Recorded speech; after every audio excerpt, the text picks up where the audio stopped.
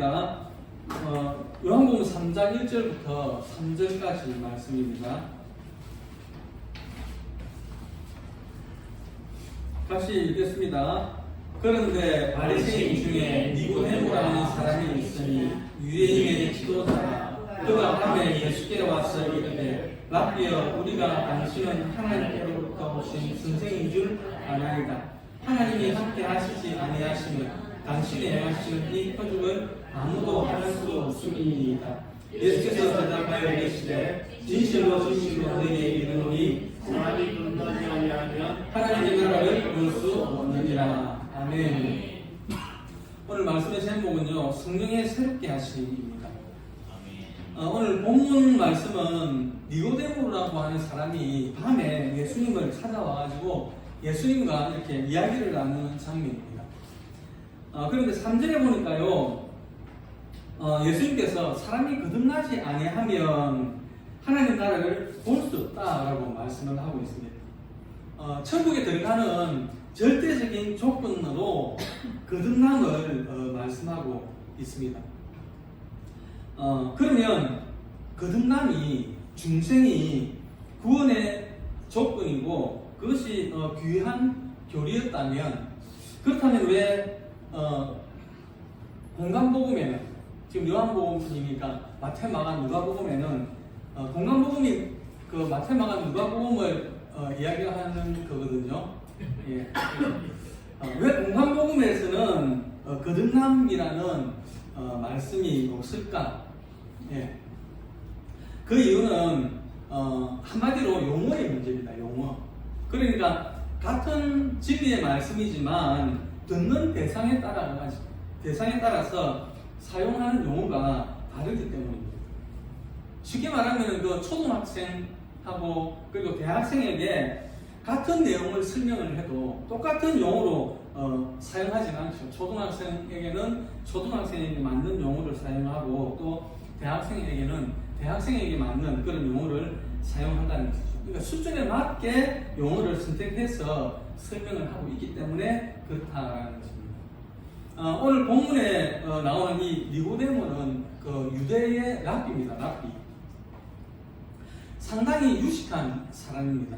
그럼에도 불구하고 거듭나야 한다는 이 예수님의 말씀을 이해를 하지 못해가지고 태에 다시 두 번째 태에 들어가가지고 다시 나와야 합니까? 이렇게 우리 한국말로 하면 좀 자다가 봉창 두드리는 그런 소리를 합니다. 거듭남, 중생이란 말이 사실은 어려운 말이거든요. 어려운 용어입니다. 그래서 공간복음에는 나타나지 않는 것입니다. 그러면 성경에서 거듭남, 중생이란 이 말 대신에 다른 말로 표현이 된, 그러니까 거듭남이나 중생의 의미를 가진 표현이 있을까? 마태복음 18장 3절에 보니까요, 이런 말씀이 있습니다. 마태복음 18장 3절 우리 같이 읽어볼까요? 이르시되 진실로 너희에게 이르노니 너희가 돌이켜 어린아이들과 같이 계시지 아니하며 결단코 천국에 들어가지 못하리라. 예. 우리 본문에서는 거듭나야 천국에 들어간다, 거듭나지 않으면 천국에 못 들어간다 그랬고, 여기는 보니까 천국에 들어가는 절대적인 조건으로 어린아이와 같아야 된다라고 말씀을 하고 있습니다. 적어도 천국에 대한 진리를 깨닫기 위해서는 어린아이와 같은 마음을 가져야 된다라는 것입니다. 세상적인 지식이나 권세나 부를 가지라는 것이 아니고 어린아이와 같은 깨끗하고 천진난만한 그런 마음을 가져야 신령한 진리를 받아들일 수 있다라는 것입니다. 교만한 마음은 절대로 안 된다는 것도 내포되어져 있습니다. 전도하기가 가장 어려운 전도 대상, 혹은 교회를 다니지만, 그러니까 성도지만 은혜를 받게 하기가 제일 힘든 사람들이 자칭 좀 똑똑하다라고, 자칭입니다. 자칭 똑똑하다라고 생각하는 사람들인 것 같습니다. 그러니까 그런 분들하고 이야기를 해보면 무슨 말을 하면은 이제 저는 성경을 이야기하고 그분들은 과학을 이야기를 하고, 과학도 잘 모르면서 과학을 이야기를 하고 확률적으로 목사님 확률적으로 그게 되는 맞는 말입니까? 이렇게 이야기를 하니까 대화가 자꾸 중간에 끊어지더라고요. 똑똑한 사람들이 들으면 좀 기분이 나쁠 수도 있지만, 죄송한 말이지만 똑똑한 사람들은요 교만해지기가 더 쉬운 것 같습니다. 루시퍼를 보십시오. 루시퍼는 모든 영광을 다 받아가지고 하나님 앞에 올려드리는 정말로 어마어마한 그런 직분이죠. 거룩하고 어마어마한 직분자였는데 이사야서 14장 13절 14절에 보면요 이렇게 교만해집니다. 이렇게 교만해질 수 있을까요? 한번 볼까요? 같이 한번 읽어보겠습니다. 내가 하늘에 올라 하나님의 뭇별 위에 나의 보좌를 높이리라. 내가 북극 지폐의 산 위에 좌정하리라. 가장 높은 구름에 올라 지극히 높은 자와 비기리라. 자기가 하나님과 비기겠다라고 합니다. 비기겠다라는 말은요 자기가 하나님과 똑같다는 이야기입니다. 예. 그래서요 교만한 사람은 어린아이의 마음을 갖기가 참 어려운 것 같습니다. 아무튼 이렇게 어린아이와 같은 마음을 중생이라는 말로 이렇게 비유해서 생각해 볼 수도 있겠습니다. 사도 바울은 거듭남이나 중생을 어떻게 이해를 했을까요? 디도서 3장 5절 말씀인데요. 디도서 3장 5절 말씀인데 같이 읽어보겠습니다. 우리를 구원하시되 우리가 행한 바 의로운 행위로 말미암지 아니하고 오직 그의 긍휼하심을 따라 중생의 씻음과 성령의 새롭게 하심으로 하셨나니. 예, 그러니까 하나님께서 우리를 구원하시는 데에 그 구원은 우리의 의로운 행위로 말미암는 것이 아니다라는 것이죠. 오직 그의 긍휼하심을 쫓아서 중생의 씻음과 성령의 새롭게 하심을 성령의 새롭게 하심으로 하셨다라는 것입니다. 그러니까 성령의 강권적인 역사가 그 말이죠. 갈라디아서 4장 28절부터 31절까지 말씀인데요. 이것도 같이 한번 읽어보겠습니다. 형제들아 너희는 이삭과 같이 약속의 자녀라. 그러나 그 때에 육체를 따라가는 자가 성령을 따라가는 자를 박해하는 것 같이 이제도 그러하도다.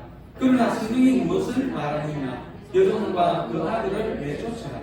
여종의 아들이 자유 있는 여자의 아들과 더불어 유업을 얻지 못하리라 하였느니라. 그런즉 형제들아 우리는 여종의 자녀가 아니고 자유 있는 여자의 자녀니라. 예.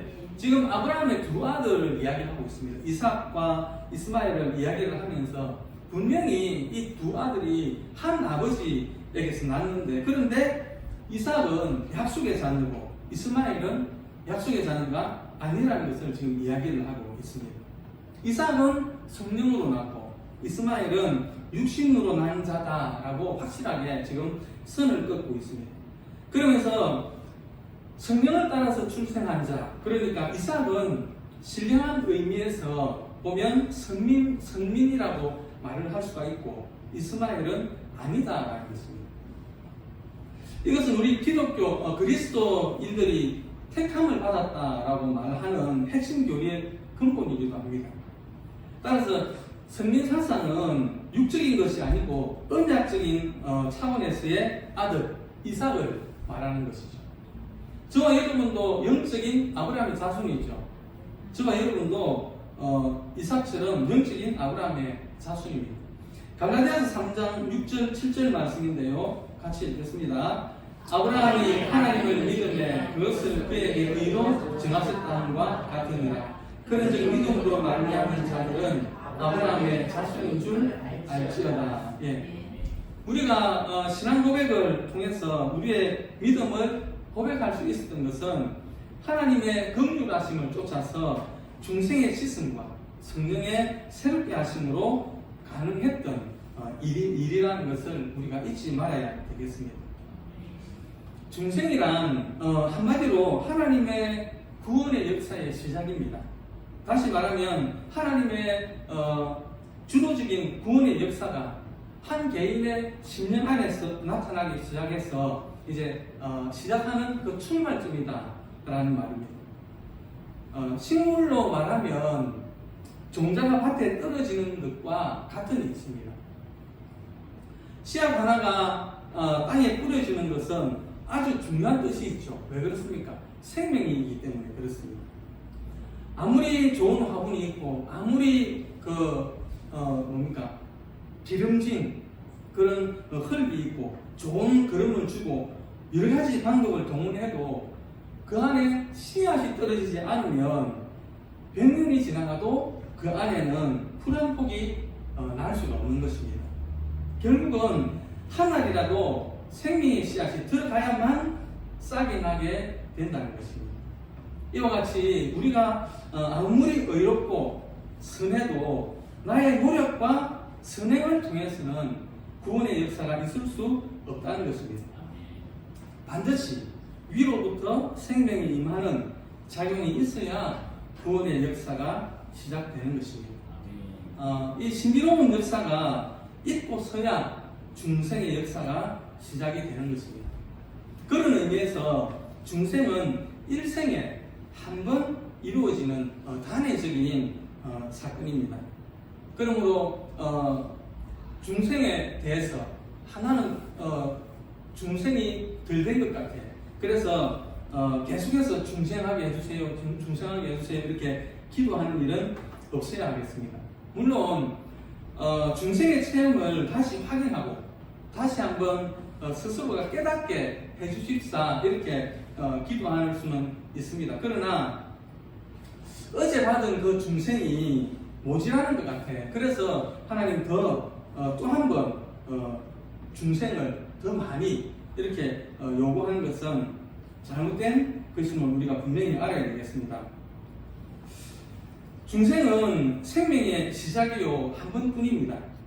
그 다음에는 심겨진 씨앗이 점점 자라듯이 생명이 성장하고 점차적으로 커지면서 인격적으로 그리고 지식과 감정과 의지를 지배하게 되는 것입니다. 이것을 가리켜서 점점 거룩해진다는 뜻으로 성화라고 이야기를 합니다. 그리고 완전히 거룩해진 생활을 영화라고 합니다. 그러니까 단계적으로 이야기를 하면은 중생, 성화, 영화 이렇게 3단계로 표현을 할 수가 있습니다. 오늘 본문 속에 등장하는 니고데모는 특별히 구별되어 가지고 하나님을 잘 섬긴다고 하는 바리새인입니다. 동시에 고관이죠. 사내들인 공회의 회원입니다. 지식도 많고 명예를 가진 지체 높은 사람입니다. 그런데 이 니고데모가 밤에 예수님을 찾아가는데 밤에 찾아갈 수밖에 없었던 그 이유가 좀 전에 말씀드렸지만 이 니고데모는 고관이라 그랬죠. 바리새인이고 아주 지체 높은 양반입니다. 반면에 예수님 주위에는 어떤 사람들이 있습니까? 전부 보면은 병자들, 세리나 소외받는, 천대받는 사람들이 낮에 예수님들과 항상 같이 있습니다. 그러니 체면상 사람들의 눈이 있어가지고 낮에는 예수님을 찾아갈 수가 없는 것입니다. 그래서 밤에 다 잠을 잘 때에 조용히 예수님을 찾아가는 것입니다. 요한복음 3장 2절 말씀 같이 한번 읽어보겠습니다. 그가 밤에 예수께 와서 이르되 랍비여 우리가 당신은 하나님께로부터 오신 선생인 줄 아나이다. 하나님이 함께 하시지 아니하시면 당신이 행하시는 이 표적을 아무도 할 수 없음이니이다. 니고데모가 지금 예수님께 잘 보이려고 아주 인사를 거창하게 합니다. 일반적으로 인사가 길면은 진실성이 떨어지는 법이죠. 만약에 니고데모가 예수님을 만나자마자 주님, 저는 죄인입니다. 저를 불쌍히 여겨주십시오. 이렇게 솔직하게 고백을 했더라면 예수님도 그 니고데모에 대한 말이 달라졌을 겁니다. 그래, 나를 믿어라. 이렇게 간단하게 말이 끝났겠지요. 그런데 니고데모는 거창하게 이야기를 하죠. 랍비여, 당신이 하는 표적은 특별한 것이고 당신은 하나님께로부터 오신 분이고 어쩌고 저쩌고 이렇게 하니까 예수님께서 네가 거듭나야 되겠다 이렇게 말씀을 하시는 것입니다. 쉽게 말하면은 가면을 벗어야 되겠다 그 말이죠. 지금 죽느냐 사느냐 하는 그런 중차대한 문제를 놓고 있는데 인사하는 것을 가지고 장황하게 늘어놓고 있으니까 지금 그런 것이 중요한 것이 아니고 무엇보다도 깨끗하고 단순한 어린아이 같은 마음이 있어야 한다는 것입니다. 니고데모가 깨끗한 마음으로 주님 어떻게 해야 영생을 얻겠습니까? 라고 물었으면 얼마나 좋았겠습니까? 예수님은 가늠하다가 붙잡혀온 그 여인에게 중생해야 된다, 거듭나야 된다 이런 말을 하지 않았습니다. 세리에게도 그렇게 말을 하지 않았습니다. 보면 니고데모, 그러니까 이 말을 들은 사람은 네가 거듭나야 되겠다, 거듭나지 않으면 하나님의 나라를 볼 수 없다, 이 말은 니고데모만 들었던 말입니다. 예수님께서 니고데모에게 거듭남을 중생을 이야기할 때에 그 의미는, 그 중생은 무엇을 의미하는 것일까요? 신기원적 의미가 있습니다. 좀 어려운 말이죠. 신기원적이라는 말은 새로운 기원 또는 그것으로 시작된 새로운 시대를 말하는 것입니다. 예수님으로 시작되는 새로운 시대. 그러니까 눈은 눈으로, 이는 이로, 손은 손으로 갚는 그 율법 시대가 끝나고 예수님을 통한 은혜의 시대, 사랑의 시대의 시작인 것입니다. 그래서 옛 사람의 모습으로는 안 된다는 것입니다. 거듭남, 중생이 있어야 한다는 것입니다. 거듭남, 중생이란 공부를 많이 해서 되는 것이 아닙니다. 돌을 닦고 거룩한 생활을 한다고 해서도 되는 것이 아닙니다. 육으로 난 것은 육이요, 영으로 난 것은 영으로서 신기원적이라는 것입니다. 일반적인 도덕 생활과 중생은 전혀 무관하다는 뜻입니다. 중생은 완전히 뉴 제너레이션, 새로운 출발임을 알아야 합니다. 그러므로 땅에서 나는 것이 아니라 위로부터 역사하시는 것입니다. 요한복음 8장 말씀도 한번 볼까요? 요한복음 8장. 바람이 임의로 불매 네가 그 소리는 들어도 어디서 와서 어디로 가는지 알지 못하나니 성령으로 난 사람도 다 그러하니라. 바람이라는 말을 헬라어로 펀유마라고 합니다. 그러니까 영이라는 말이죠. 영이라고 이렇게 이야기를 하니까 교회 다니는 사람도 귀신과 비슷한 그렇게 성령을 귀신과 비슷한 것으로 이렇게 생각을 하는 사람들이 있더라고요. 그런데 그런 것이 아니죠. 영이란 보이지 않는 어떤 힘입니다. 하나님이 저쪽에 계시는데 그분의 역사가 보이지 않게 우리에게 와서 닿는다는 뜻입니다. 그것을 바람으로 표현을 한 것입니다. 바람 자체는 우리가 눈으로 보지 못합니다. 바람이 불 때에 나무가 함께 움직이는 것을 보고 바람이 있다는 것을 알게 됩니다. 그래서 보이지 않는 신비로운 힘을 영이라고 생각을 하는 것입니다. 바람이 임의로 불매, 이 말을 영이 임의로 임하며 어디서 왔다가 어디로 가는지 모른다. 성령으로 난 사람은 다 이와 같다라고 표현을 할 수 있는 것입니다. 한 번은 제가 집에서 성경을 보는데, 좀 오래된 이야기이긴 한데, 성경을 보는데 갑자기 속에서 불이 확 일어나는 거예요. 불이 확 일어나는 거예요. 그래가지고 놀래가지고 막 거실로 나가가지고 거실에서 이래 막 정신없이 뛰었던 그런 기억이 납니다. 그러다가 한참 뛰다가 다시 책상에 앉아가지고 이게 무엇이 이렇게 한참 곰곰이 생각을 했던 적이 있었는데, 나중에 알고 보니까 그것이 성령의 역사였다라는 것을 나중에 알게 되었습니다. 성령의 역사는 우리가 의식하기 전에 일어납니다. 거듭남, 중생의 역사도 우리가 의식하지 못할 때 일어납니다. 제가 집사람하고 3번 만나고 제가 프로포즈를 했다 이렇게 이야기를 하면 저보다 놀랬거든요. 사람들이 다 저보다 놀랬습니다. 아니 세 번 만나고 어떻게 그 사람을 아느냐고.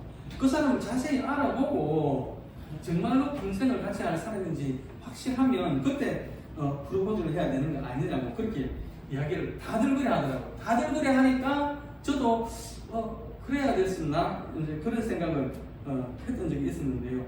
근데 우리 목사님 보니까 우리 목사님 저보다 더 하시더라고요.